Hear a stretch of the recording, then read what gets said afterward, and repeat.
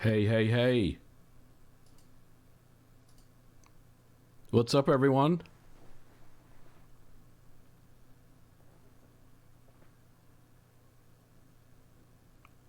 Is this even working?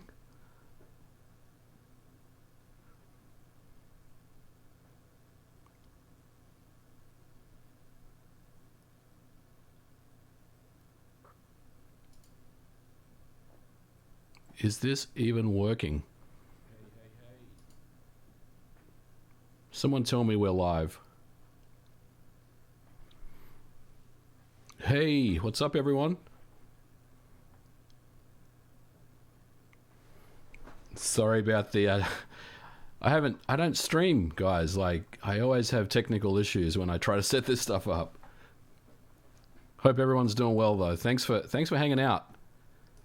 This is going to be interesting. I've got some ideas about this PS5 reveal, and I guess what I want to say is I probably don't think that we're going to see anything about like the price or anything like that. I don't think we're going to hear about like any new games that are being announced or the price.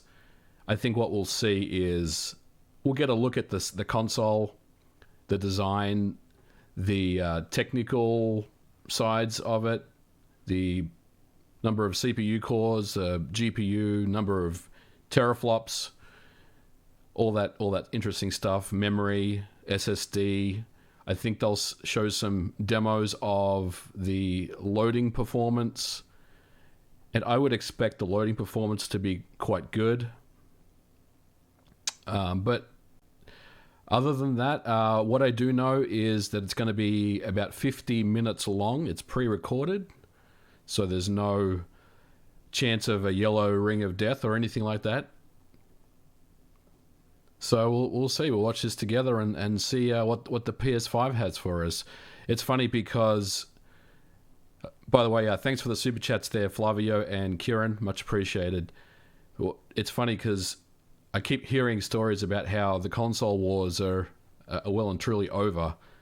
But from what I can tell, they're still very much alive. I mean, the Series X was a couple of days ago, and now we got the PS5 that's going to get revealed here. Now, I will say that there is some theories about how Sony pivoted very quickly because Microsoft showed off their system a few days ago. I don't believe that to be the case at all. I think these pre-recorded events were something that were meant to be at GDC, which was meant to be this week, but obviously it's something that has not happened. So I think this is kind of just business as usual for both these companies, and I would expect to see Sony and Microsoft have future events very close to each other as well. So, What's up, Phil? My favorite bald man. Thanks, man. Thanks for the super chat. Much appreciated. So we're starting in about 19 minutes, I think, and it's going to be on this page here. So I'm just going to refresh it a few times, and we'll go live we'll show the presentation when it goes live. But thanks for hanging out, everyone. I really appreciate you guys taking the time out. I don't live stream very much, as you guys know, so it does mean a lot.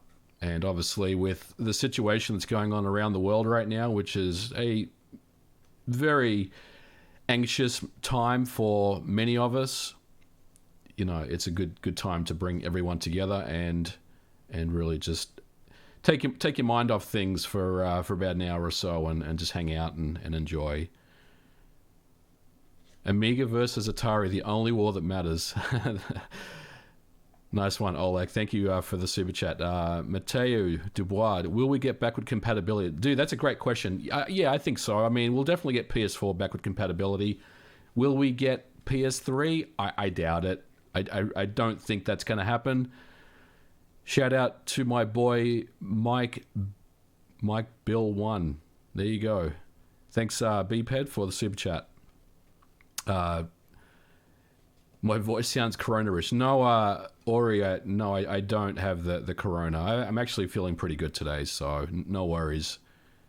No worries there, guys. We're all good over here. I've been quarantined, and I'm doing the self-isolation thing, just staying at home, and no issues here at all. But appreciate the concern. But yeah, backward compatibility. I think, if you ask me what I think we're going to see, we'll see PS1, we'll see some PS2. I don't think the whole PS2 library is going to be backward compatible. I think that is very much something that's not going to happen. PS3, I don't think we're going to see PS3. As much as I'd love it. Like, I've got this, like, fantasy of like Sony pulling out a Metal Gear Solid 4 Blu-ray and just putting it into a PS5 and booting it up, but I don't think that's going to happen, guys, unfortunately. I've discussed the technical limitations and the reasons why PS3 is very difficult to emulate. Now, obviously, you can say, well, what about our PCS3, the emulator, which is a very impressive PlayStation 3 emulator. But I just don't think Sony has invested that much money and resources into PS3 backward compatibility, which would literally cost millions and millions of dollars. So, that's my takeaway. But hey, I hope I'm wrong. I hope I'm wrong, and we get PS3 backward compatibility. But I just don't see it, unfortunately. Man, the chat is going crazy, so I'll try to pick out some questions that people ask. But if I miss your question, I apologize. I'll try to answer what I can. But we're all here for the PlayStation 5, and I think it's going to be an interesting system. I think in some ways it's going to be weaker than the Xbox Series X, but I also think in some ways it's going to be more powerful. Will we get a virtual console service? I don't think so, Aiden. But I do think Sony will continue to provide those, PlayStation classics, as they call them. So, I would expect that to continue. And yeah, I mean, if you guys are worried about PS4 backward compatibility, I wouldn't be concerned. It's definitely going to run PS4 games, probably with some level of upscaling, up-resing, and additional graphical features. There's a lot of super chats coming through. I will answer them as I go here. I've got a collection of them here. Shenmue 3... Hi from Portugal. Thank you so much, man, for the super chat. Much appreciated. Christian Booker, thanks for everything you do. You should do more N64 videos. Thank you, Christian. I will definitely do more N64 videos. In fact, I'm going to be doing a video on the graphics on the N64 at some point. So definitely more N64 stuff. Chan Say Harp. Stay safe. Love your vids. Thank you, man. Thank you so much. Yeah, you too. Everyone stay safe out there. Just do all the things that your local kind of council, your local government are telling you to do. In my case, it's really about just stay home and work from home and just kind of ride it out. So I know it's tough for some folks that don't have the ability to work from home, and I feel for you guys, especially the ones that have to go to work every day. Just be safe out there. Do all the smart things. Wash your hands. Just all the stuff that they tell you to do, and you'll be fine. We'll all get through this together. But it is it's a very anxious time at the moment for everyone. But hey, we're all in this together, folks. So just be smart. Do all the right things, and we'll be fine. So, what else we got here? Let's see. Warpster. Better VR support and hardware. VR is an interesting one. I wonder if we'll see some VR talk in this talk, or if that will be a separate talk. But I do think Sony has invested a lot in VR, and I would expect to see, again, maybe not today, but I would expect to see a VR support in the PS5. And my tip is, and I don't know anything, guys, I'm not like an insider or anything like that, but I think that Sony is going to get Half-Life Alyx with the PSVR version 2 whenever that comes out. So I would expect whenever they're ready to announce virtual reality, I think Half-Life Alyx is going to be right there as the game, because that would sell a lot of units for Sony. So if they're smart, they'd be going after Half-Life Alyx PS5 for sure. But again, that's just me speculating. I don't know anything. So, VR was pretty successful for the PlayStation 4. So I expect that to continue with the PS5. Christian, you completely ignored my first super chat. Sorry, man. Let me scroll back here.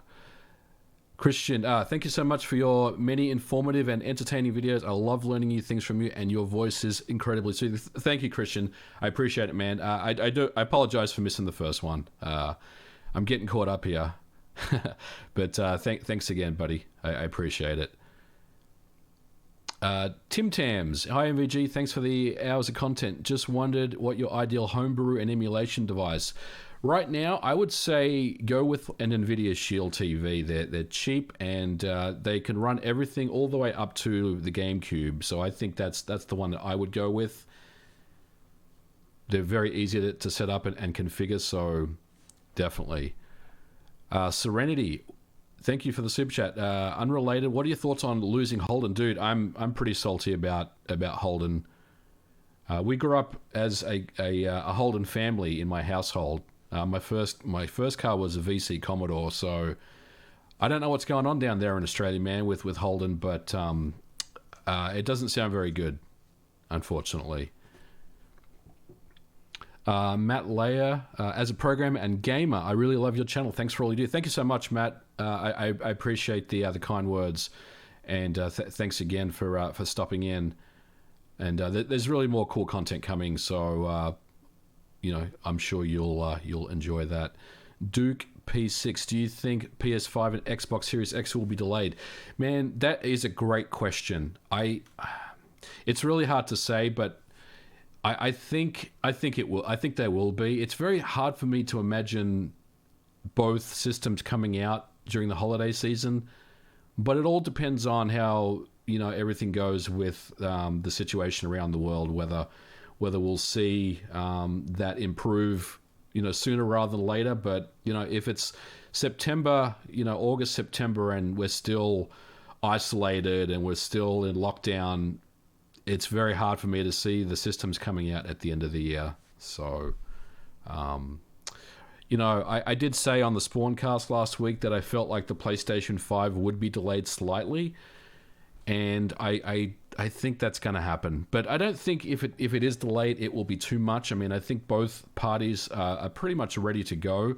I would expect right now, the hardware is done. It's really more about what games can be ready for launch. And obviously that goes back to, how many developers have dev kits on hand to build games and things like that. Let's see. Serenity. Hey, MVG, unrelated, but we already took that one. Yeah, Holden sucks, man. Well, Holden rules, but it sucks that Holden is no longer a thing, which it really does bum me out. Like I said, I grew up with Holden, and it's not cool, man, at all. Lucas Bergeron, I'm not sure why, but I'd love to see you do a collab with Linus Tech Tips, like building an arcade. Hey, if Linus wants to collab with me, man, I'm down. I think that would be cool. I was on a Linus Tech Tips video fairly recently, not personally, but his team reached out to me and asked about the Xbox security and some things like that. So there is a Linus Tech Tips video about Xbox, which I was kind of mentioned in, but doing a collab with him, I'd love to do that. Absolutely. You should let him know that you want me on one of his videos. Ice Hunter, do you think the PS5 will be cartridge or disc? It'll be disc. I don't think it'll be any different than the Series X and the PlayStation 4. Walking Places. Hey MVG, curious to know what your background in programming is and what languages do you know? So I started out with C and C++ and assembly language, and really those three languages I've never really stopped developing in. So they're the ones that I mainly use day to day. Now I've done .NET programming and C# and things like that in professional sense, but as far as the homebrew stuff and the emulation stuff, it's all C, C++, and assembly language. All right, so we got about 7 minutes to go here. I'm just going to refresh this and see. It's still waiting. Hopefully, I'm on the right page. But I appreciate everyone coming to hang out today. Like I said, this was a spur of the moment thing. I hadn't planned on doing this, but I just, with everything that's been going on right now around the world, it's just a good thing to to live stream and hang out with you guys for a while. Am I going to buy a PS5 at launch? I probably will. Yeah, I think so. For the channel, as well as just taking one apart. And the hacker in me always says, buy one and keep it on the first version of the firmware, just in case one of those exploits is found. So, I'll definitely get one at launch for sure. Will you dance for Nathan Lopez? Thank you for the super chat. Will you dance for us if we get PS3 backward compatibility? I may get pretty excited if that happens. We'll see, but I don't think so. But Sony seems very confident with this presentation. I was on Twitter yesterday and reading some of the tweets from some Sony employees from both studios, first-party studios, and internal Sony staff, both on the hardware and the software side, and everyone seems very hyped about it. So, I think it's going to be interesting for sure.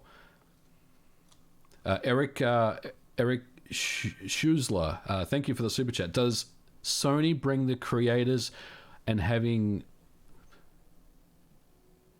all the documentation not make a huge difference for the development of the PS? That's a good question, Eric. Them having all the documentation does make a big difference, but it's really about how much time and money they've invested in PlayStation 3. I mean, no one's saying that they can't emulate PS3. It's really about where it fits on the priority list of things to deliver the PlayStation 5. Is it really something that is important to Sony? We've heard Jim Ryan in the past talk about how backward compatibility doesn't really seem to be a big deal. So is it a big deal for them now going into the PS5? And I think that's what we're going to see. And for me, as someone, you got to look at history with Sony and backward compatibility. They've never really been as it's never really been as important to them as, say, Microsoft. Backward compatibility is very important to them, and for me, I just don't feel like they've invested the amount of time and money into the PlayStation 3. But I do think they have all the documentation in the world on the PS3, and they can certainly emulate it. It's really whether they've invested the time to do it. Video Punks, $2. PS5 is cancelled, announcing the Vita 2. Man, I hope Sony goes back and reconsiders, the handheld systems, because I love the Vita. It's so awesome. Serenity, $2. What's your thoughts on Team Executor, old or new? I like Team Executor. I mean, they've always been a player in the mod scene. So yeah, I've had I've had some times where I've thought they haven't been very good, but for the most part, I mean, they're old school, you know, so I got to respect that, as you guys know. We got 3 minutes to go. I'll read a couple more super chats here. I'll try to keep my talk to a minimum when they do the presentation, so we can all hear it. I don't want to talk over Sony, especially if the reveal is interesting. The reveal is on their YouTube channel. Okay, that's good to know. They did say go to the PlayStation blog. Let me see if I can pull that up for a sec, guys. Just give me a minute here. I'll get another browser window going. Let's see. No, let's see here. What do they got?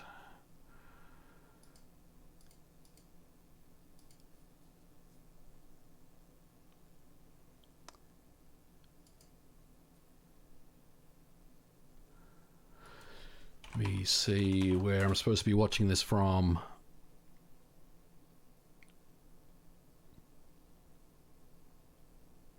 I think it's going to be a fun presentation, though. Sony's a big geek, and I like it. I like the way he talks. It's very ASMR as well, so it'll be an interesting one. We'll definitely see some cool stuff from today. I think my biggest thing is whether they're going to be anywhere near where Microsoft is, and I think they will be. I think they will be.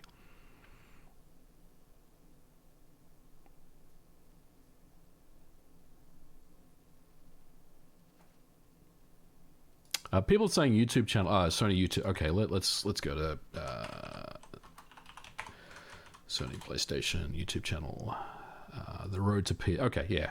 Thanks, guys. I appreciate it. We'll change this one over here, and we'll be ready to rock and roll. Yeah. Okay. We'll do that. I'll make this full screen so we don't have to look at the other chat. I'll actually hide that. Hide that chat there.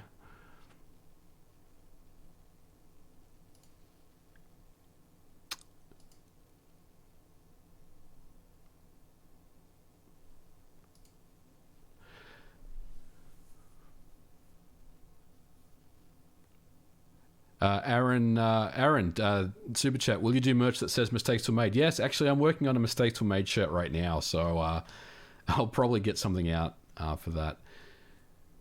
What about a custom cell processor, Mathieu Dubois? I don't think so. It goes back to the amount of money and investment they've put in. So we're about to start here. Gordon Jones, thanks for the super chat, man. If backward compatibility with PS2, will you make PP under bed? For PS2, probably not, man. Probably not. Here we go, guys. Let's go full screen. And let me know what the volume's like on this. I can definitely adjust if you need to.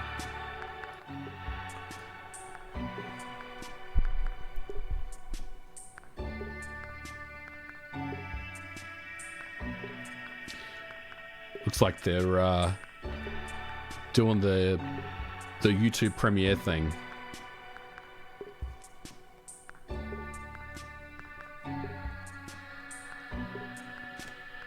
Yeah, this is a 50-minute pre-recorded.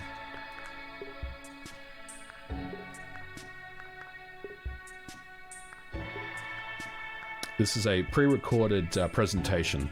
50 minutes, I believe. Quit the sub notification? Yeah, let's kill that off. Let's turn that off. We'll turn the alert box off for now. I'll still see the super chats come through, and I'll read them out as we go.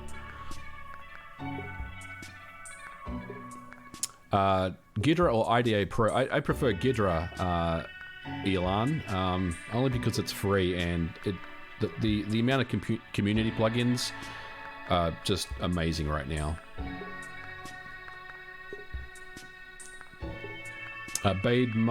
Bademeister, cool video soundtrack. Thank you. It's actually not mine. It's the premiere from the YouTube. I think that music always plays when you premiere a video. But appreciate the super chat, and thanks for stopping by, man. Here we go, fellas and ladies.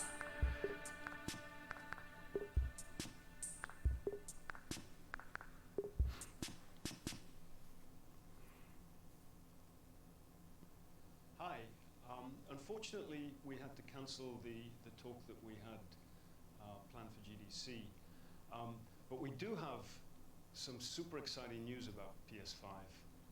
And who better to bring that to you than the one and only Mark Cerny. Without further ado, over to you, Mark.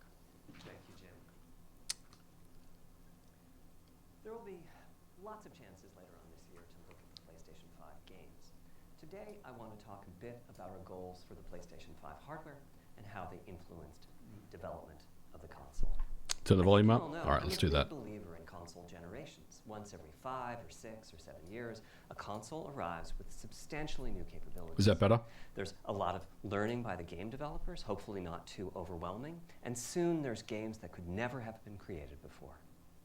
Now, it used to be that as a console designer, you'd somehow intuit what would be the best set of capabilities for the new console, and then build it in complete secrecy. For the PlayStation consoles, that period lasted through PlayStation 3, a powerful and groundbreaking console, but also one that caused quite a lot of heartache, as it was initially difficult to develop games for. Even more? Okay. So, starting with PlayStation 4, we've taken a different approach, roughly centered around 3 principles. The first of these is listening to the developers, which is to say that a lot of what we put into a console derives directly from the needs and aspirations of the game creators. We definitely do have some ideas of our own, but at the core of our philosophy for designing consoles is that game players are here for the fantastic games, which is to say that game creators matter. Anything we can do to make life easier for the game creators or help them realize their dreams, we will do. So, about once every 2 years, I take a tour of the industry. I go to the various developers and publishers, sit down, and discuss how they're doing with the current consoles and what they'd like to see in future consoles. This requires weeks on the road as reaching the bulk of the game creators involves talking to well over 100 people at something like 24 publishers and developers. And it is incredibly valuable. By the way, the feature most requested by the developers, that was an SSD, which we were very happy to put in the hardware, but a lot of problem solving was required. I'll be doing a deep dive on the SSD and surrounding systems later on in this talk. It's also key to make a generational leap while keeping the console sufficiently familiar to game developers. I think about this in terms of balancing evolution and revolution. Now, with PlayStation 1, 2, and 3, the target was a revolution each time with a brand new feature set. That was great in many ways, but time for the developers to get up and running got longer with each console. This is putting me to sleep, I'm not going to lie. This time to try. Get on with it. Here's what I had for those 3 consoles. To be clear, I'm not talking about time to make a game. Developers will be ambitious, and it may take them 6 years or so to realize their vision. What I'm talking about is that dead time before graphics and other aspects of game development are up and running, and trying to minimize that. On the other hand, if we're trying to reduce that dead time to 0, that means the hardware architecture can't change at all. We're handcuffed. We need to judge for each feature what value it adds and whether it's worth the increase in developer time needed to support it. So with PlayStation 4, we were able to strike a pretty good balance between performance and familiarity. We got required learning back to PlayStation 1 levels. With PS5, the GPU was definitely the area we felt the most. I get the feeling we're not going to see the console today. Features and keeping a familiar programming model. Ultimately, I think we've ended up with something under a month of getting up to speed. That feels like we're striking about the right balance. I'll go into a bit more detail later today about our philosophy with the GPU and the specific feature set that resulted from it. It's also very important for us, as the hardware team, to find new dreams, by which I mean something other than CPU performance, GPU performance, and the amount of RAM. The increase in graphics performance over the past 2 decades has been astonishing, but there are other areas in which we can innovate and provide significant value to the game creators, and through them, the players. That's why the SSD was very much on our list of directions to explore, regardless of what came out of the conversations with game developers and publishers. The biggest feature in this category is the custom engine for audio. That's today's final topic. The push for vastly improved audio, and in particular 3D audio, isn't something that came out of the developer meetings. It's much more the case that we had a dream of what might be possible 5 years from now, and then worked out a number of steps we could take to set us on that path. So here again are the three principles, the first being enabling the desires of developers to drive the hardware design. To me, the SSD really is the key to the next generation. It's a game changer. And it was the #1 ask from developers for PlayStation 5. As in, we know it's probably impossible, but can you put an SSD in it? That was a discussion we were also having internally. It was clear that the presence of a hard drive in every PlayStation 4 was having a positive impact. A lot of things that would simply have been impossible at Blu-ray disc speeds were now possible. At the same time, though, in 2015 and 2016, when we were having these conversations, developers were already banging up against the limits of the hard drive. And a lot of developer time was being spent designing around slow load speeds. I want to focus in on just one number here, which is how long it takes to load a gigabyte of data from a hard drive. The difficulty being that hard drives are neither particularly fast nor flexible. If all your data is in one block, which is frankly not very likely, you can load 50 to 100 megabytes a second, depending on where the data is located on the hard drive. Let's assume it's on the outer edge, which means loading a gigabyte takes 10 seconds. If you compress your game packages, you can fit more data on the Blu-ray disc and also effectively boost your hard drive read speed by the compression ratio. We support zlib decompression on PlayStation 4 that gets you something like 50% more data on the disk and 50% higher effective read speed. Unfortunately, though, it's highly likely that your data is scattered around in various files on the hard drive, as well as sourced from multiple locations within those files. So lots of seeks are needed at 2 to 50-ish milliseconds each. My rule of thumb is that the hard drive is spending 2/3 of its time seeking and only 1/3 of its time actually loading data. Putting all of that together, a gigabyte is very roughly 20 seconds to load from a hard drive. Now, a gigabyte is not much data. Games are using 5 or 6 gigabytes of RAM on PlayStation 4, so boot times and load times can get pretty grim. Or to put that differently, as a player, you wait for the game to boot, wait for the game to load, wait for the level to reload every time you die, and you wait for what is euphemistically called fast travel. And all of that leads to the dream. What if we could have not just an SSD, but a blindingly fast SSD? If we could load 5 gigabytes a second from it, what would change? Now, SSDs are completely different from hard drives. They don't have seeks as such. If you have a 5 gigabyte a second SSD, you can read data from 1,000 different locations in that second, pretty much at speed. As for time to load a gigabyte, this is next gen we're talking about, so memory is bigger. Instead, we should be asking how long to load 2 gigabytes. And the answer is about 1/4 of a second. I mean, that's amazing. We're talking 2 orders of magnitude, meaning very roughly 100 times faster. Which means at 5 gigabytes a second for the SSD, the potential is that the game boots in a second. There are no load screens. The game just fades down while loading a half dozen gigabytes and fades back up again. Same for a reload. You're immediately back in the action after you die. And fast travel becomes so fast it's blink and you miss it. As game creators, we go from trying to distract the player from how long fast travel is taking, like those Spider-Man subway rides, to being so blindingly fast that we might even have to slow that transition down. Pretty cool, right? But for me, this is not the primary reason to change from a hard drive to an SSD. The primary reason for an ultra-fast SSD is that it gives the game designer freedom. Or to put that differently, with a hard drive, the 20 seconds that it takes to load a gigabyte can sabotage the game that the developer is trying to create. I think almost all of us in the room have experienced this, maybe in different ways. Say we're making an adventure game and we have 2 rich environments where we each want enough textures and models to fill memory, which you can do as long as you have a long staircase or elevator ride or a windy corridor where you can ditch the old assets and then take 30 seconds or so to load the new assets. Having a 30-second elevator ride is a little extreme. More realistically, we'd probably chop the world into a number of smaller pieces and then do some calculations with sight lines and run speeds like we did for Haven City when we were making Jak 2. The game is 20 years old, but not much has changed since then. All those twisty passages are there for a reason. There's a whole subset of level design dedicated to this sort of work, but still, it's a giant distraction for a team that just wants to make their game. So when I talked about the dream of an SSD, part of the reason for that 5 GB a second target was to eliminate loads, but also part of the reason for that target was streaming.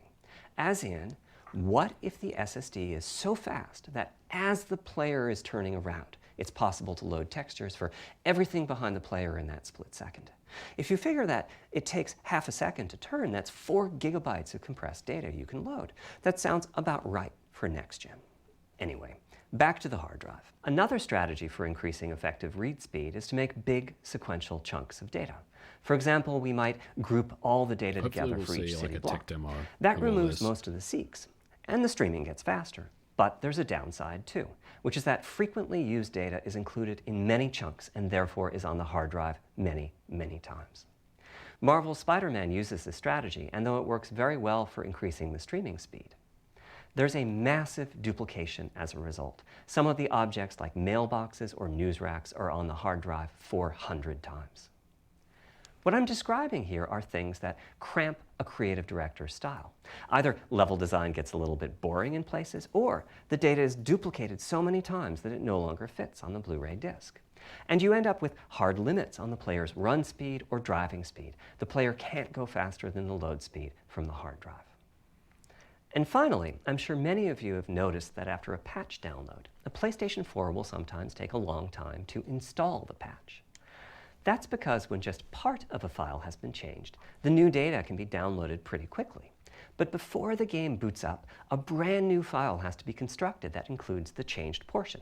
Otherwise, every change would add a seek or two.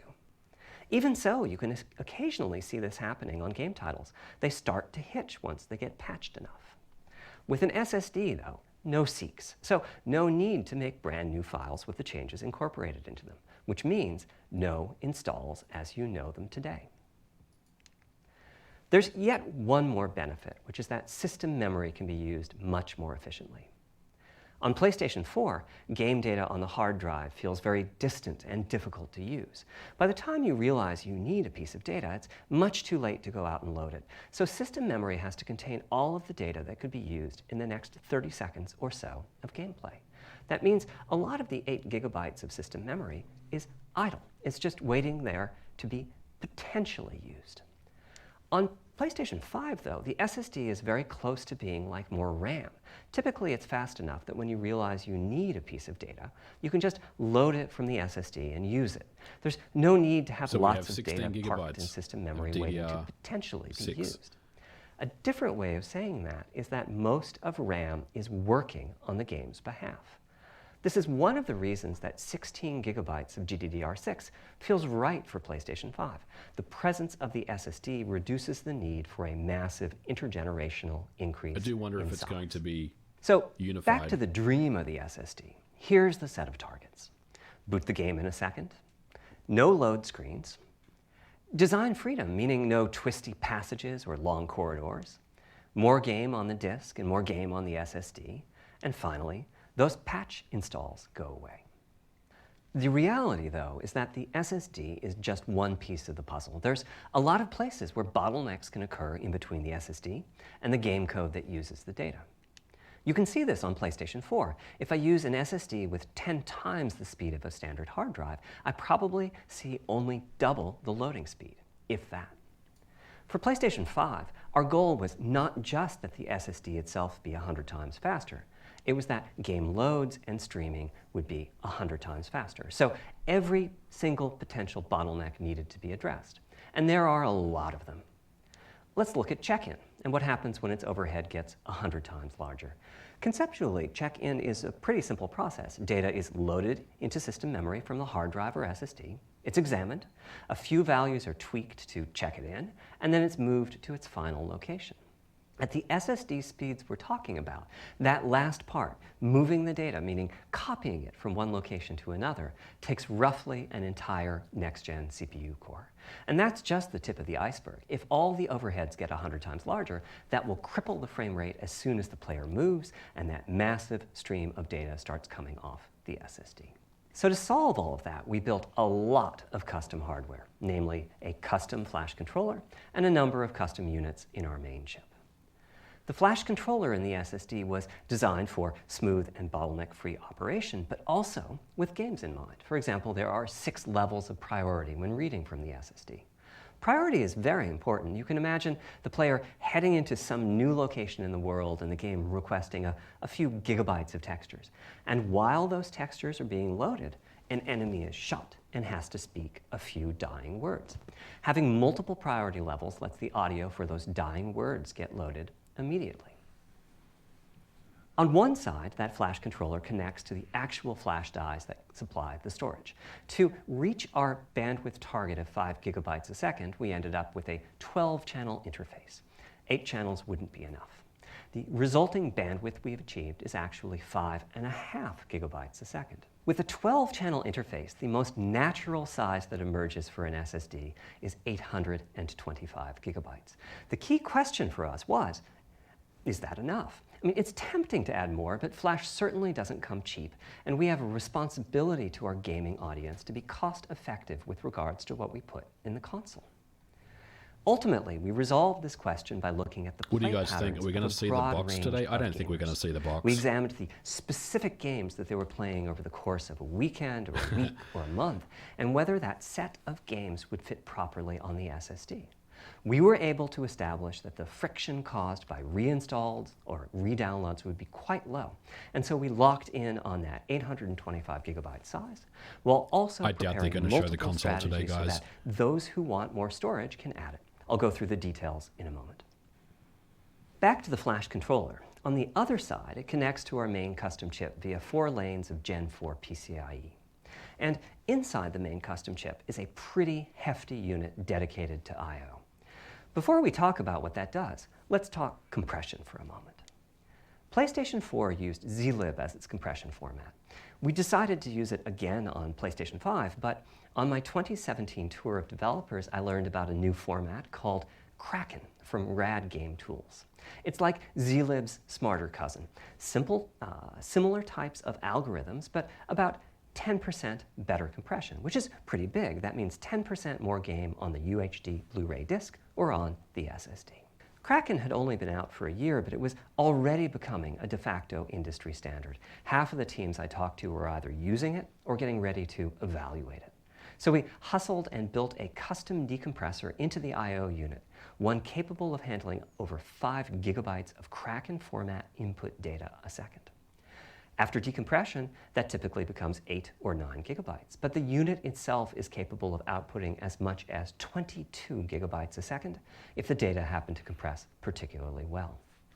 By the way, in terms of performance, that custom decompressor equates to 9 I mean, of this our is Zen a 2 cores. GDC That's talk, what it would take you know. to decompress the So Kraken this is stream not a with a conventional CPU. PS5 reveal. There's a lot he's more going to talk in the specs, custom but I/O unit, including I don't a think we're going to see dedicated anything DMA substantial controller. The game today. can direct exactly where it wants to send the data coming off of the SSD. This equates to another Zen 2 core. His voice is in terms quite of its soothing, copy though. I performance. like the ASMR. Its primary purpose is to remove check-in as It's a relaxing bottleneck. me. There's 2 dedicated I/O coprocessors and a large RAM pool. These aren't Zen 2 cores. They're there principally to direct the variety of custom hardware around them. One of the coprocessors is dedicated to SSD I/O. This lets us bypass traditional file I/O and its bottlenecks when reading from the SSD. The other is responsible for memory mapping, which I know doesn't sound like anything related to the SSD, but a lot of developers map and remap memory as part of file I/O, and this too can become a bottleneck. There are coherency engines to assist the coprocessors. Coherency so this comes was up the a lot talk in that places. Sony was supposed to Probably give at the GDC. biggest Obviously got coherency cancelled, issue but is stale data in the they GPU released it caches. anyway. Flushing all of the GPU And they caches whenever the pre-recorded it. SSD is read is an unattractive option. It could really hurt the GPU performance. So we've implemented a gentler way of doing things. But hopefully we'll still get to hear about the specs. Engines I'm sure we'll hear more about of the overwritten address GPU and ranges, the cores and custom everything. Scrubbers in several But I dozen wouldn't expect GPU to caches see to pinpoint the console evictions today, of guys. just those address ranges. The best thing is, as a game developer, when you read from the SSD, you don't need to know any of this. You don't even need to know that your data is compressed. You just indicate what data you'd like to read from your original uncompressed file and where you'd like to put it, and the whole process of loading it happens invisibly to you and at very high speed. Back to the dream. Thanks to all of that surrounding hardware, our 5.5 gigabytes a second really should translate into something like 100 times faster I/O than PS4 and allow the dream of no load screens and super fast streaming to become a reality. Having said that, expandability of our SSD is going to be quite important. Flash is costly, and you may very well want to add storage to whatever we put in the console.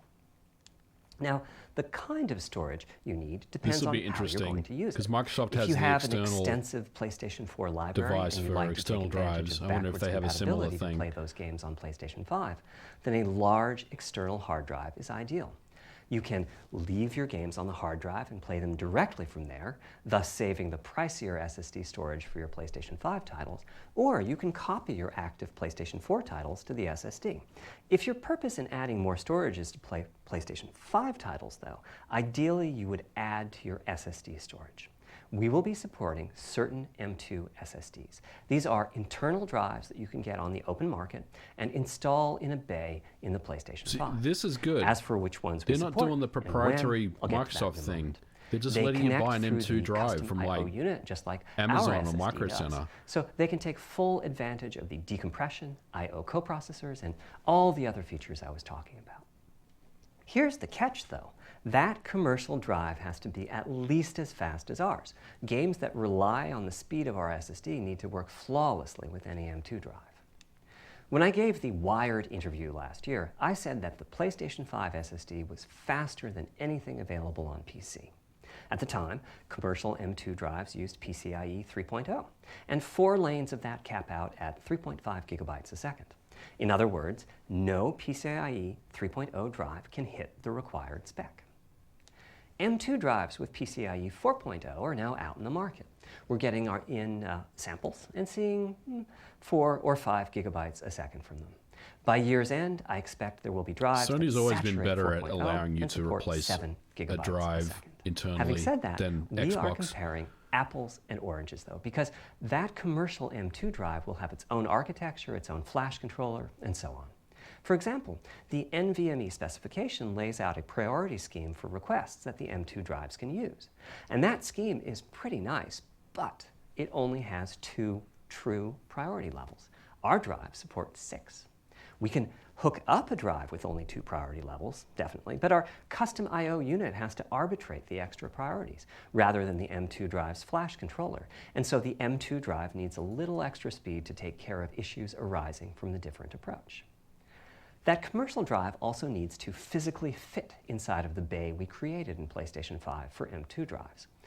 Unlike internal hard drives, there's unfortunately no standard for the height of an M2 But for real, drive. he needs to get And on some with it. M2 We're still drives have talking about giant heat SSDs. sinks. In fact, some of them even have their own fans.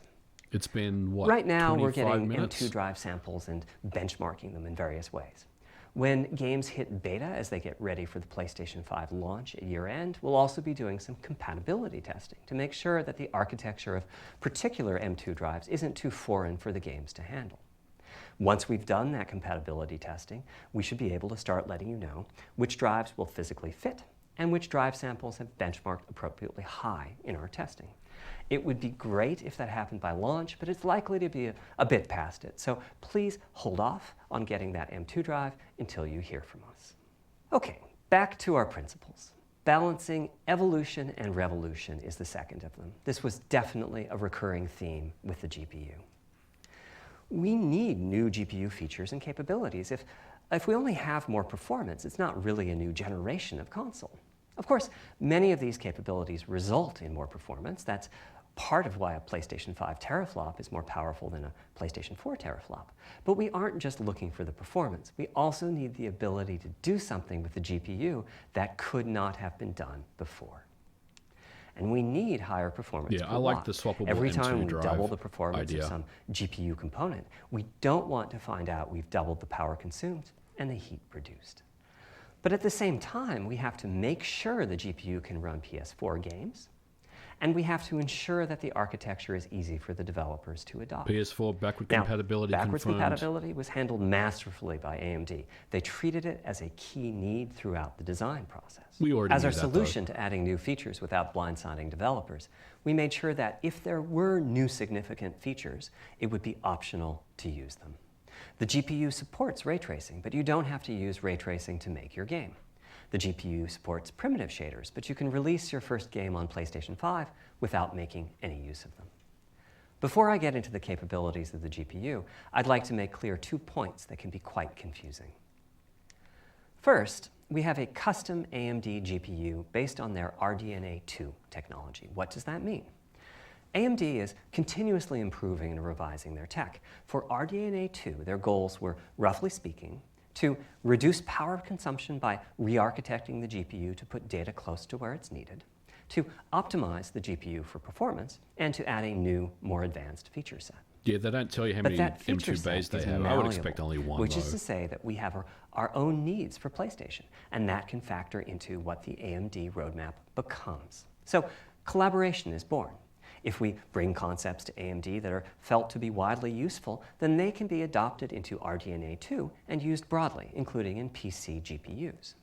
If the ideas are sufficiently specific to what we're trying to accomplish, like the GPU cache scrubbers I was talking about, then they end up being just for us. If you see a similar discrete GPU available as a PC card at roughly the same time as we release our console, that means our collaboration with AMD succeeded in producing technology useful in both worlds. It doesn't mean that we as Sony simply incorporated the PC part into our console. This continuous improvement in AMD technology means it's dangerous to rely on teraflops as an absolute indicator of performance. And CU That's count correct. should be avoided as I've been well. saying that on Twitter. In the case of Teraflops CPUs, we all understand is like a this. marketing The term. It's PlayStation like 4 and megapixels on a PlayStation 5 camera. each have 8 CPUs, but we never think that meant the capabilities and performance are equal. It's the same for CUs. For one thing, they've been getting much larger over time. Adding new features means adding lots of transistors. In fact, the transistor count for a PlayStation 5 CU is 62% larger than the transistor count for a PlayStation 4 CU. Second, the PlayStation 5 GPU is backwards compatible with PlayStation 4. What does that mean? One way you can achieve backwards compatibility is to put the previous console's chipset in the new console, like we did with some PlayStation 3s, but that's of course extremely expensive. A better way is to incorporate any differences in the previous console's logic into the new console's custom chips, meaning that even as the technology evolves, the logic and feature set that PlayStation 4 and PlayStation 4 Pro titles rely on is still available in backwards compatibility modes. One advantage of this strategy is that once backwards compatibility is in the console, it's in. It's not as if a cost down will remove backwards compatibility like it did on PlayStation 3. Achieving this unification of functionality took years of efforts by AMD, as any roadmap advancement creates a potential divergence in logic. Running PS4 and PS4 titles at boosted frequencies has also added complexity. The boost is truly massive this time around, and some game code just can't handle it. Testing has to be done on a title-by-title basis. Results are excellent, though. We recently took a look at the top 100 PlayStation 4 titles as ranked by playtime, and we're expecting almost all of them to be playable at launch on PlayStation 5. With regards to new features, as I said, our strategy was to try to break new ground, but at the same time But it's interesting that not everything will play. He said almost all of the top 100 PlayStation 4 games will be backward compatible at launch. Which means there's more work to be done, and goes back to what I said about PS3 emulation. I would not expect it, guys. And other geometry that the vertices form. That means it's not possible to do even basic optimizations, such as aborting processing of a vertex if all geometry that uses it is off-screen.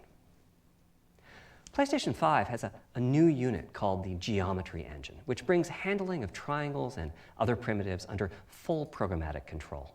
As a game developer, you're free to ignore its existence and use the PlayStation 5 GPU as if it were no more capable than the PS4 GPU, or you can use this new intelligence in various ways. Simple usage could be performance optimization, such as removing backfaced or off-screen vertices and triangles. More complex usage involves something called primitive shaders, which allow the game to synthesize geometry on the fly as it's being rendered. It's a brand new capability. Using primitive shaders on PlayStation 5 will allow for a broad variety of techniques, including smoothly varying level of detail, addition of procedural detail to close-up objects, and improvements to particle effects and other visual special effects. Another major new feature of our custom RDNA 2-based GPU is ray tracing, using the same strategy as AMD's upcoming PC GPUs. The CUs contain a new specialized unit called the intersection engine, which can calculate the intersection of rays with boxes and triangles. To use the intersection engine, first you build what is called an acceleration structure. It's data in RAM that contains all of your geometry. There's a specific set of formats you can use. They're variations on the same BVH concept. Then, in your shader program, you use a new instruction that asks the intersection engine to check a ray against the BVH. While the intersection engine is processing the requested ray triangle or ray box intersections, the shaders are free to do other work. Having said that, the ray tracing instruction is pretty memory intensive, so it's a good mix with logic-heavy code. There's of course no need to use ray tracing. PS4 graphics engines will run just fine on PlayStation 5, but it presents an opportunity for those interested. I'm thinking it'll take less than 1 million rays a second to have a big impact on audio. That should be enough for audio occlusion and some reverb calculations. With a bit more of the GPU invested in ray tracing, it should be possible to do some very nice global illumination. Having said that, adding ray-traced shadows and reflections to a traditional graphics engine could easily take hundreds of millions of rays a second, and full ray tracing could take billions. How far can we go? I'm starting to get quite bullish. I've already seen a PlayStation 5 title that's successfully using ray tracing-based reflections in complex animated scenes with only modest costs. Another set of issues for the GPU involved size and frequency. How big do we make the GPU, and what frequency do we run it at? This is a balancing act. The chip has a cost, and there's a cost for whatever we use to supply that chip with power and to cool it. In general, I like running the GPU at higher frequency. Let me show you why. Here's 2 possible configurations for a GPU roughly of the level of the PlayStation 4 Pro. This is a thought experiment. Don't take these configurations too seriously. If you just calculate teraflops, you get the same number. But actually, the performance is noticeably different because teraflops is defined as the computational capability of the vector ALU. That's just one part of the GPU. There are a lot of other units. And those other units all run faster when the GPU frequency is higher. At 33% higher frequency, rasterization goes 33% faster. Processing the command buffer goes that much faster. The L2 and other caches have that much higher bandwidth, and so on. About the only downside is that system memory is 33% further away in terms of cycles. But the large number of benefits more than counterbalance that. As a friend of mine says, a rising tide lifts all boats. Also, it's easier to fully use 36 CUs in parallel than it is to fully use 48 CUs. When triangles are small, it's much harder to fill all those CUs with useful work. So there's a lot to be said for faster, assuming you can handle the resulting power and heat issues, which frankly, we haven't always done the best job at. Part of the reason for that is, historically, our process for setting CPU and GPU frequencies has relied on some heavy-duty guesswork with regards to how much electrical power games will consume and how much heat will be produced as a result inside of the console. Power consumption varies a lot from game to game. When I play God of War on my PS4 Pro, I know the power consumption is high just by the fan noise. But power isn't simply about engine quality. It's about the minutiae of what's being displayed and how. It's counterintuitive, but processing dense geometry typically consumes less power than processing simple geometry, which is I suspect why Horizon's map screen, with its low triangle count, makes my PS4 Pro heat up so much. Our process on previous consoles has been to try to guess what the maximum power consumption during the entire console lifetime might be, which is to say, the worst case scene in the worst case game, and prepare a cooling solution that we think will be quiet at that power level. If we get it right, fan noise is minimal. If we get it wrong, the console will be quite loud for the higher power games, They are not and there's gonna show the even a console. chance that it might overheat and shut down if we misestimate power too badly. PlayStation 5 is especially challenging because the CPU supports 256-bit native instructions that consume a lot of power. These are great here and there, but presumably only minimally used.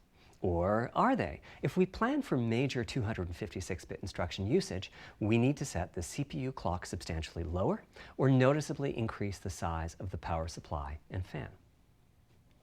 So, after much discussion, we decided to go with a very different direction on PlayStation 5. We built a GPU with 36 CUs. Mind you, RDNA 2 CUs are large. Each has 62% more 36 transistors than the CUs. CUs we were using on PlayStation 4. So if we compare transistor counts, 36 RDNA 2 CUs equates to roughly 58 PlayStation 4 CUs. It is a fairly sizable GPU. Then we went with a variable frequency strategy for PlayStation 5, which is to say we continuously run the GPU and CPU in boost mode. We supply a generous amount of electrical power and then increase the frequency of GPU and CPU until they reach the capabilities of the system's cooling solution. It's a completely different paradigm. Rather than running at constant frequency and letting power vary based on the workload, we run at essentially constant power and let the frequency vary based on the workload. We then tackled the Am I engineering right that challenge of a the Series cost-effective X and was high-performance cooling 52 solution CUs? designed for that specific power Someone tell me level. in the chat if In that's some right, ways, that the it becomes Xbox a Series simpler X is problem 52. because there are no more unknowns. There's no need to guess what power I think what consumption the I would worst expect to case see game is might that have. the As for the details of PlayStation the 5 cooling will have a solution, faster we're saving overall them for our CPU clock teardown. speed to I think you'll be compensate. quite happy with what the engineering team came up with. So, how fast can we run the GPU and CPU with this strategy? The simplest approach would be to look at the actual temperature of the silicon die and throttle the frequency on that basis. But that won't work. It fails to create a consistent PlayStation 5 experience. It wouldn't do to run a console slower simply because it was in a hot room. So rather than look at the actual temperature of the silicon die, we look at the activities that the GPU and CPU are performing and set the frequencies on that basis, which makes everything deterministic and repeatable.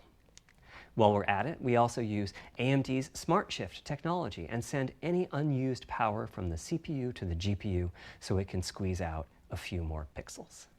The benefits of this strategy are quite large. Running a GPU at 2 gigahertz was looking like an unreachable target with the old fixed frequency strategy. With this new paradigm, we're able to run way over that. In fact, we have to cap the GPU frequency at 2.23 gigahertz so that we can guarantee that the on-chip logic operates properly.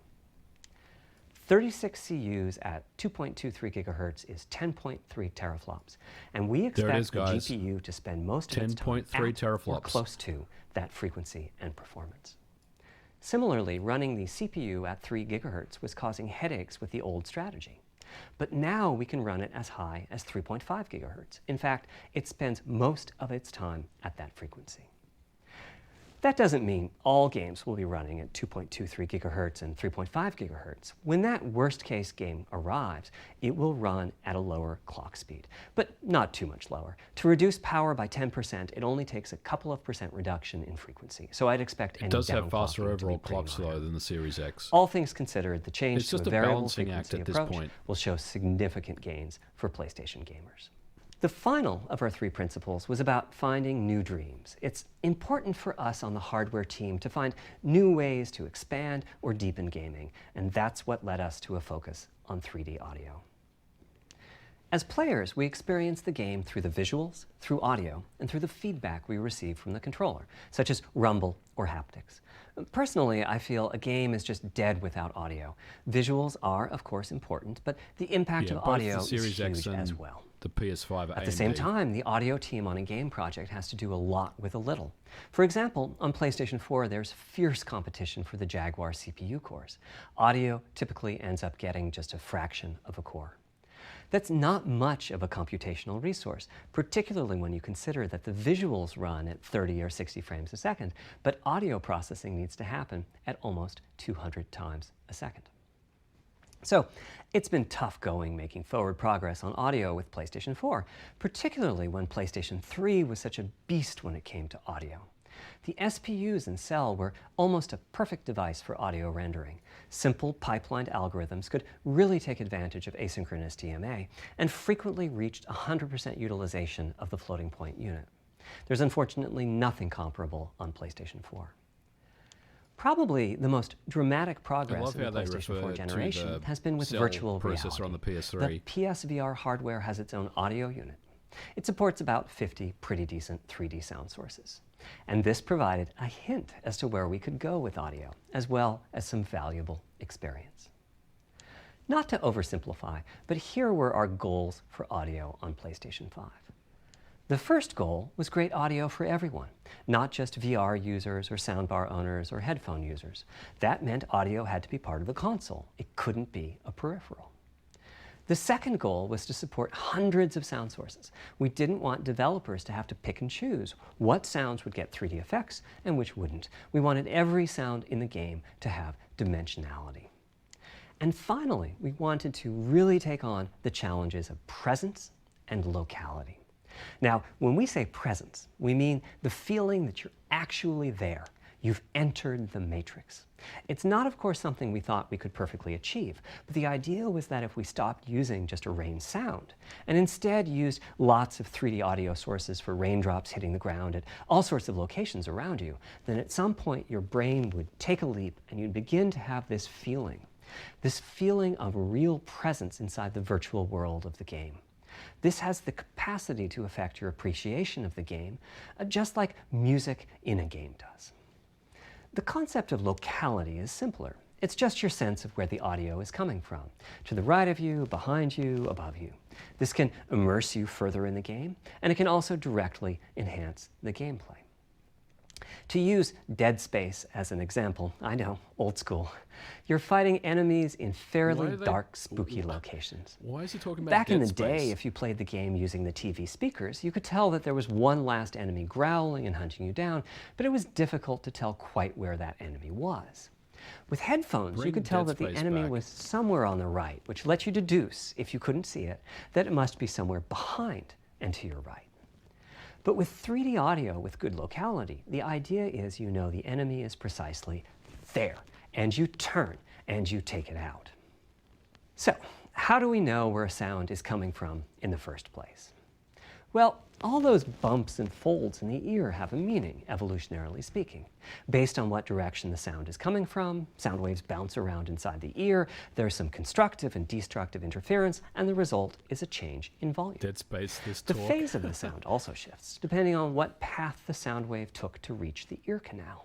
These volume changes and phase shifts are different for each direction and also vary depending on the frequency of the sound. There's about 6 Head minutes size left, and guys. head shape I'll also give impact you the some sound in a final words similar after fashion. this. We'll read some super The chats. way but that the sound I think it's changes almost done. based on direction and frequency can be encoded in a table called the head-related transfer function, or HRTF. Here's part of one. The vertical axis is the frequency. The horizontal axis is the direction, front, back, left, right, and the color gives the degree of attenuation of the sound at that frequency.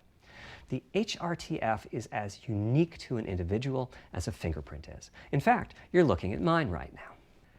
Here's how we measure an HRTF. We've taken hundreds of people through this process. We put a microphone in the subject's left and right ear canals, and then sit the subject down in the middle of an array of 22 speakers. We then play an audio sweep from each speaker as we rotate the subject. In the course of 10 or 20 minutes, we're able to sample the HRTF at over 1,000 locations. Using an HRTF when rendering audio creates unparalleled quality, but it's computationally expensive. The simplest way to use an HRTF is to process a sound source to make it appear as if it's coming from one of those 1,000 locations we sample. Unfortunately, the processing has to be done in frequency domain rather than time domain, so there's They're not gonna multiple show the fast console Fourier today. transforms needed for every sound source for every audio tick. That's a lot of multiplies. This computational complexity was the determining factor for our strategy. It meant we had to bite the bullet and design and build a custom hardware unit for 3D audio. Collectively, we're referring to the hardware unit and the proprietary algorithms we run on it as Tempest 3D Audio Tech. The meaning of Tempest 3D 3D. audio and technology should be pretty obvious here. As for Tempest, I feel it really reflects our goals with audio. It suggests a certain intensity of experience and also hints at your presence within it. We're calling the hardware unit that we built the Tempest engine. It's based on AMD's GPU technology. We modified a compute unit in such a way as to make it very close to the SPUs in PlayStation 3. Remember when I said that they were ideal for audio? So the Tempest engine has no caches, just like an SPU. All data access is via DMA, just like an SPU. Our target was that it would have more power than a CPU, thanks to the parallelism that a GPU can achieve, and that it would be more efficient than our GPU, thanks to the SPU-like architecture. The goal being to make possible near 100% utilization of the CU's vector units. Folks are going to have Where we ended up is a unit with roughly the on the same PS5. SIMD power and bandwidth as all 8 Jaguar cores in the PlayStation 4 combined. If we were to use the same algorithms as PSVR, that's enough for something like 5,000 sound sources. But of course, we want to use more complex algorithms, and we don't need anything like that number of sounds. It would have been wonderful if a simpler strategy, such as using Dolby Atmos peripherals, could have achieved our goals, but we wanted 3D audio for all, not just those with licensed soundbars or the like. Also, we wanted many hundreds of sound sources, not just the 32 that Atmos supports. And finally, we wanted to be able to throw an overwhelming amount of processing power at the problem. And it wasn't clear what any peripheral might have inside of it. In fact, with the Tempest engine, we've even got enough power that we can allocate so they've come up with an alternative to the extent Atmos, that games want to make use of convolution reverb and other algorithms that are either computationally expensive or need high bandwidth. But the primary purpose of the Tempest engine remains 3D audio. Now, 3D audio is a major academic research topic. It's safe to say that no one in the world has all of the answers. And the set of algorithms that has to be invented, tuned, or implemented to realize our vision for 3D audio is immense. For example, use of HRTFs in games is quite complex. Before, I talked about making a sound source appear as if it's coming from one of those 1,000 HRTF sample locations. But for high-quality 3D game audio, we have to handle other possibilities. The sound source might not be at one of the 1,000 HRTF sample locations, so we have to blend the HRTF data from the closest locations that we have sampled. The sound source might be moving, which needs very special handling as that blend keeps changing, and that can cause phase artifacts in the resulting audio. Or the sound source might have a size to it, meaning it should feel as if it's coming from an area rather than a single point. There's also whole categories of approaches to be handled. 3D audio can be implemented using individual processing of 3D sound sources. But alternatively, ambisonics can be used for 3D audio. Ambisonics being somewhat like the spherical harmonics used in computer graphics. And finally, there's audio devices. The player might be using headphones or TV speakers or have a higher-end surround sound setup with 6 or more speakers, all of which need different approaches. That's a lot of variations. It's nice to have the computational resources of the Tempest engine, but it's clear that achieving our ultimate goals with 3D audio is going to be a multi-year, step-by-step process. Having said that, headphone audio implementation is largely complete at this time. It was a natural place for us to start. With headphones, we control exactly what each ear hears, and therefore the algorithmic development and implementation are more straightforward. For TV speakers and stereo speakers, we're in the process of implementing virtual surround sound. The idea being that if you're sitting in a sweet spot in front of the TV, then the sound can be made to feel as if it's coming from any direction, even behind you. Virtual surround sound has a lot in common with 3D audio on headphones, but it's more complex because the left ear can hear the right speaker and vice versa. We have a basic implementation of virtual surround sound up and running. We're now looking at increasing the size of that sweet spot which is to say, making the area you This need is to going to be be in wrapping to up feel soon, the 3D guys, and effect I'll larger. read some super chats and we're and we'll also working give you to my boost final the sense thoughts. of locality.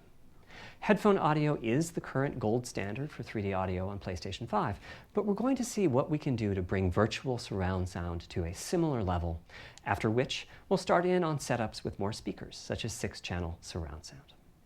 It's now to the point where some of the PlayStation 5 games in development are extensively using these systems.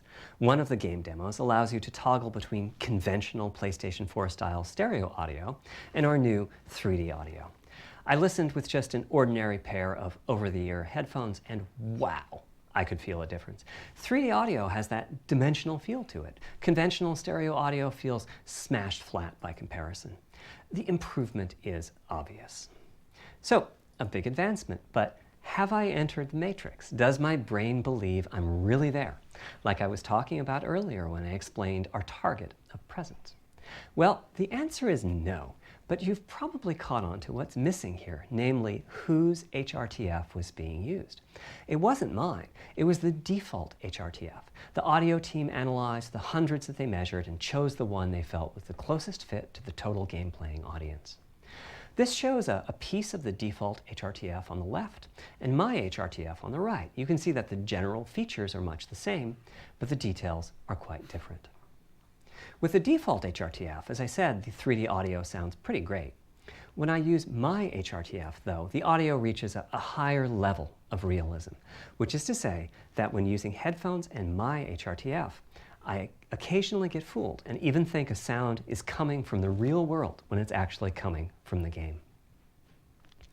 A corollary to this is that there are a few people whose HRTFs are sufficiently far from the default HRTF, that's the red dot here, that they can toggle between PS4 style and PS5 style audio and not sense much difference. I've had a few people describe the PlayStation 5's 3D audio as sounding like a bit better stereo audio. Presumably they're the ones at the very edges of this diagram.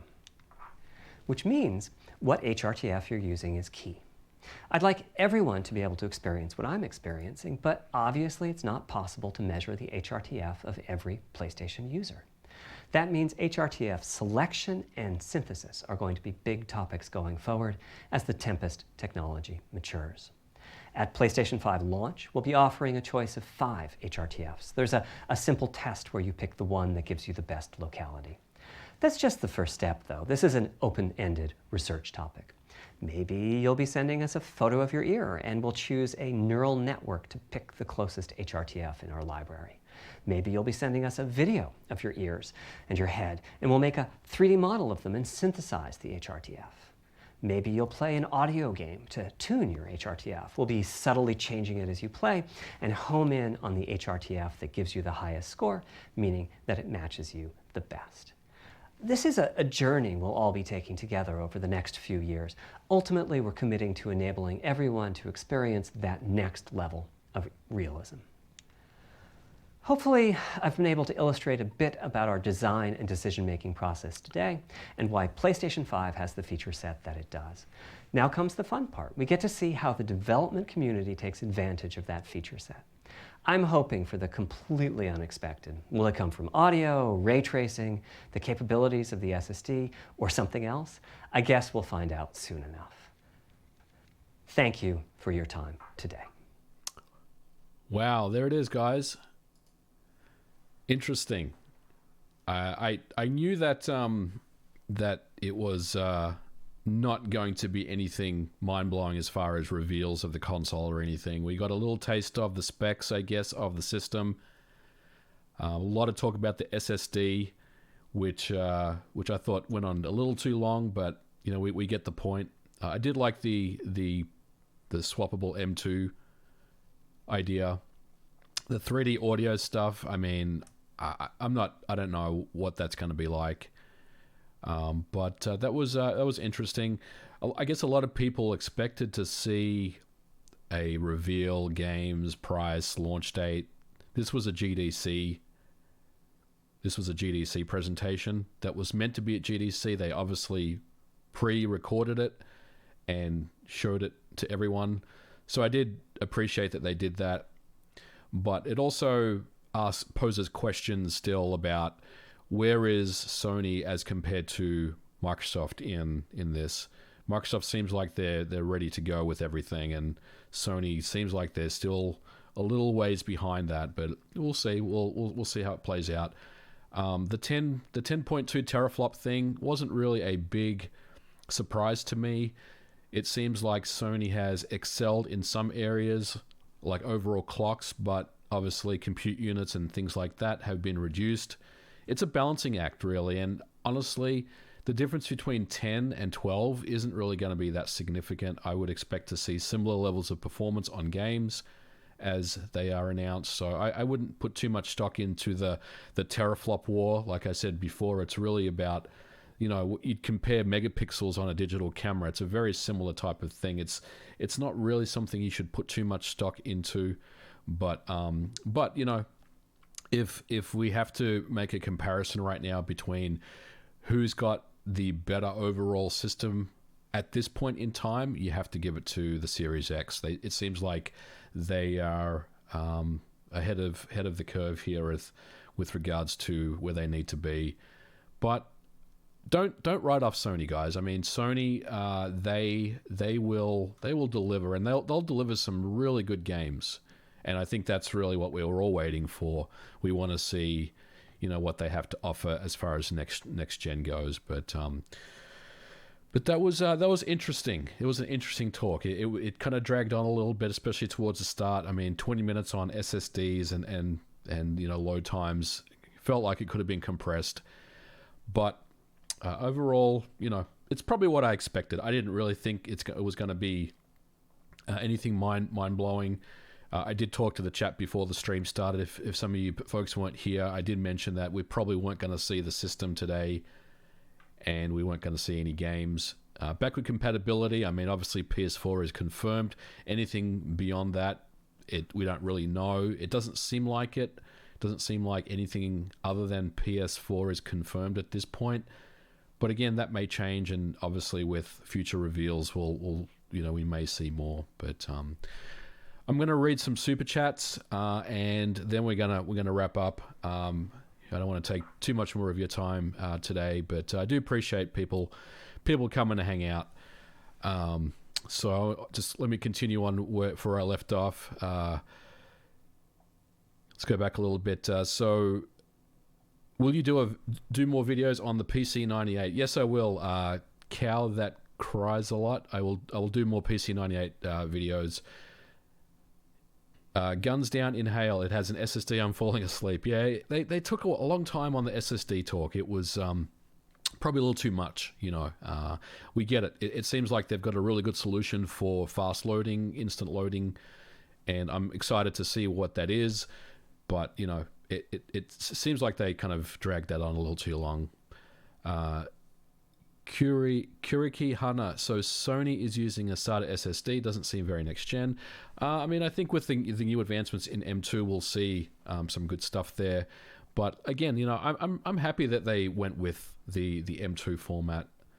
Microsoft's solution is cool, but how much is one of those external drives going to cost? I mean, one of those 1 terabyte ones, they could be quite a lot. We want specs, design, games, and price. Well, we got specs, no price, no games, no design. Protozoid. Hopefully, we'll see more. Adderall. This is very interesting. Yeah, I thought it was. I mean, there were some parts that obviously dragged on, but overall, it was an interesting talk. But remember, this was a GDC talk, guys. This was not something that was really necessarily for the public. I think Sony decided to do that, which is good. I'm glad they did. But you got to remember who the target audience here was. It was the GDC people that obviously was cancelled this week. Protozoid, thank you for the super chat. Your channel is dope. Love mistakes were made. Thank you, Protozoid. Definitely got more mistakes were made videos in the works. Neon Noir, 10.3 teraflops variable. Sounds like they're boosting the numbers to save face. I don't know if that's true, Neon, but that definitely remains to be seen. We'll see what comes out of that. Claudio, imagine if audio chip could be used to compute other things than audio. That's a really good point. And who knows what we'll see come out of that audio chip, the Tempest 3D. I think it's interesting. It's interesting to hear about them talk about the Tempest 3D audio processing, because it almost sounds like they're still trying to figure out the best way to deliver that in the final retail. So I just get the feeling that the Tempest 3D stuff is a little further away than Microsoft's audio solution. And Eric Schusler thought it was profoundly interesting. The masses probably won't like it, hoping Tempest is going to be mind-blowing. Yeah, I thought it was interesting too, Eric. And, we definitely want to see more, and I think we will, going forward. But guys, I really appreciate you guys hanging out with me for the last hour and a half or so.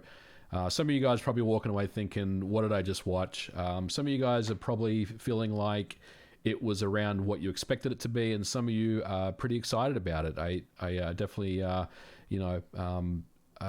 board with all the opinions that people have on this. But I'm excited about the PS5. It doesn't really change my opinions on the system. I think I'll definitely be checking it out. But I think at this point now, it's really let's see. Let's really get into something that the general public can consume as far as games, price point, cost and everything like that. But thanks everyone for hanging out. I'm gonna leave it here for now. I really appreciate everyone stopping by, and when Sony or Microsoft do a similar live stream going forward, or event going forward, we'll definitely get it on a live stream for you guys. Everyone, enjoy the rest of your day or evening wherever you are in the world. Stay safe out there, and I'll catch you guys next time. Have a good one.